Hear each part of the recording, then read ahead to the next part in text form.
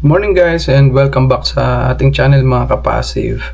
If you're new here, my name is Jeff and I talk about our personal journey to achieving financial independence, financial freedom, and also we are also hoping to retire early. Yan yung main journey namin ng aking asawa, using covered call ETFs or yung passive income investing strategy using covered call ETFs. So these covered call ETFs guys produces cash flow for us every week and every month.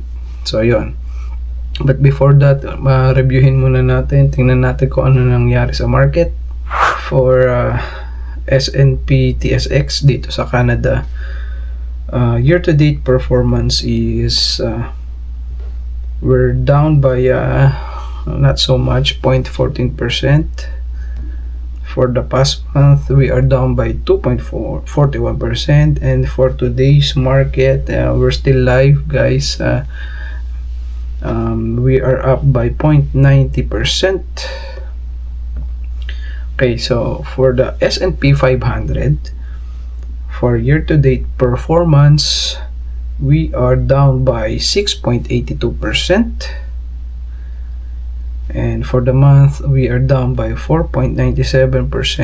But today, we are almost 2% in the green.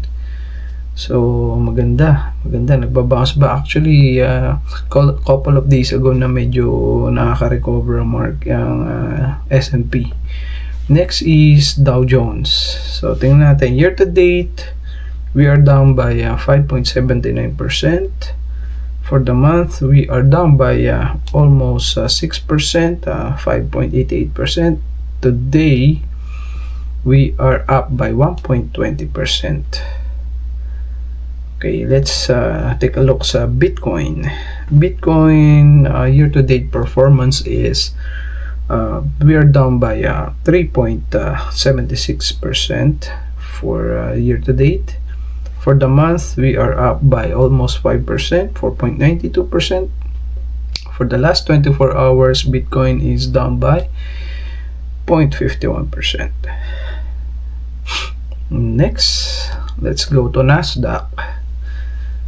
Year-to-date performance for Nasdaq, guys, we are down by 11.2%. And laki nun. For the past month, we are down by 5.71%. But today, we are in the green. We are up by 2.62 or 64%. So, yun guys. Yun ang ating recap for the stock market. We're still live. Open pa rin ang market. But yun yung ano natin recap.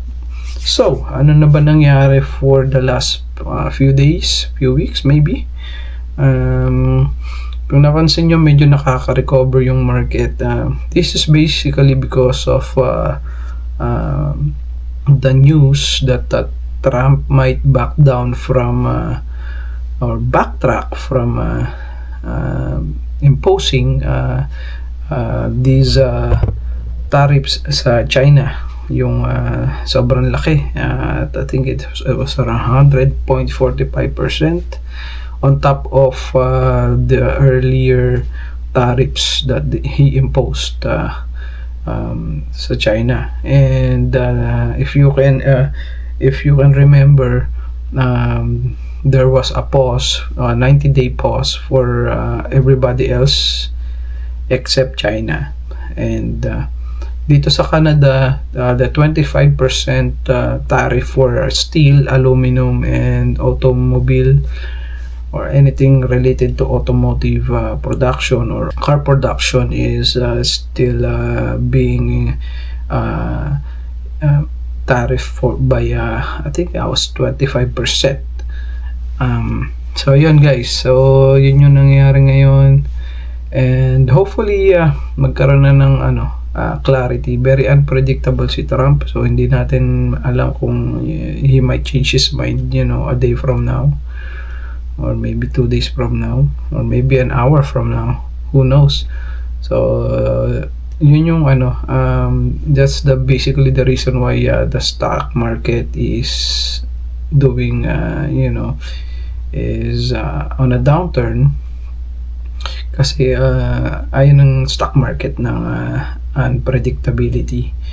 And kapag ganun kasi, those decision makers sa mga businesses, they cannot plan well, and it's hard for them to to make decisions based on current issues, political and geopolitical issues, economic issues. So ayun yung nangyari. So yun yung ano natin, but for the main purpose of this video is to reveal our income.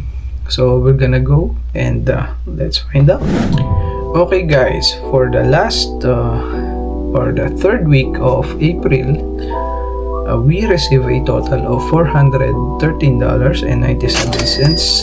USD income for the third week of April.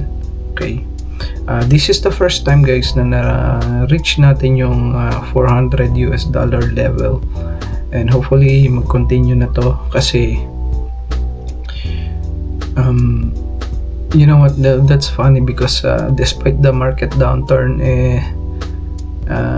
imbes na bumagsak yung income natin, tumaas pa siya. So yun yung power ng compounding interest, because most of or all of our income na nare-receive natin, we just reinvest it back to the portfolio kasi hindi pa naman natin kailangan. So yun, kahit na yung capital namin is bumagsak, we were still able to produce this income. So yun, ayun kagandahan nito, hindi siya one dimensional katulad ng growth strategy, or yun nga,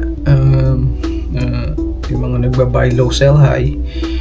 You really have to time your buy and your sell. So kapag naipit ka katulad dito sa sitwasyon na to, especially if you're a retiree, talo ka. If you need the money, you're gonna end up selling at a loss. So yun, ang kagandahan nga nito is it's hindi siya one dimensional, it's flexible. If I decide, halimbawa yung holdings namin, yung underlying asset is performing well, and we're up by how much, let's say 50% or whatever, we can sell it or just keep it and let it produce income for us every week or every month. So yun lang yung strategy na to, hindi siya one dimensional. So breakdown lang natin guys, and yun, breakdown natin yung income natin na na-receive. Okay, for QDTE guys, we receive a total of $26.22. For triple QY, we receive $57.53. For YMAG, we receive $22.13. And for YMAX, we receive $65.59. Tapos we also receive a monthly income from TSLY, which is Tesla. As you all know, kung familiar kayo or updated kayo sa economic or sa what you call this earnings report ng Tesla, Tesla's net income is down by a whopping 71%. Well, that's a lot. So I hope makarecover ng Tesla dito.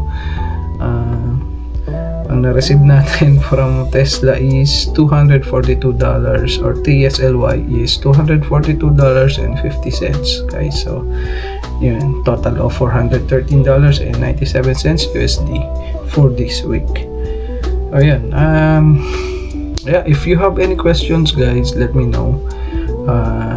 Just comment in the comment section down below.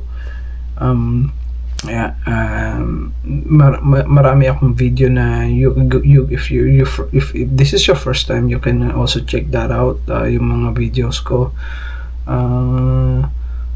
Yan guys, hopefully magtuloy-tuloy yung recovery ng market because para naman happy ang lahat and